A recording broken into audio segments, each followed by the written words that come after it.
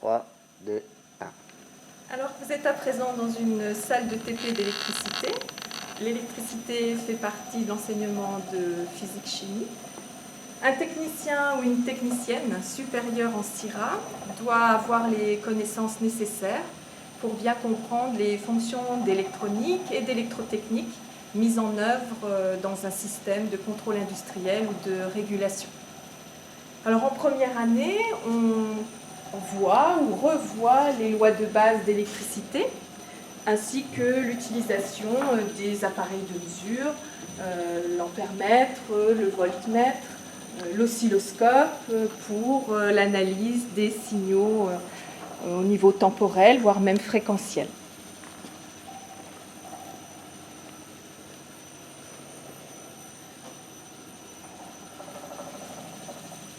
Ensuite, on est amené à étudier aussi des fonctions électroniques.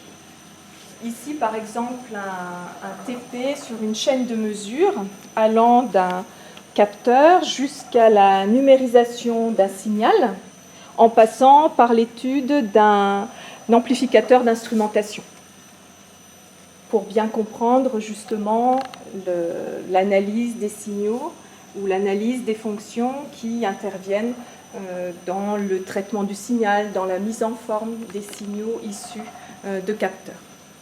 Et on a une autre partie importante du programme, c'est les fonctions, enfin la partie électrotechnique.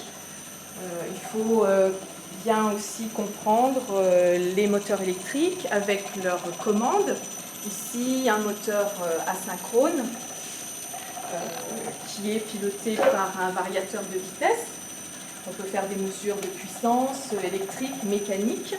Et puis, on a aussi souvent recours à des logiciels de simulation pour bien comprendre comment fonctionnent tous les convertisseurs qui sont dans les variateurs de vitesse, par exemple, ou les commandes de moteur en général.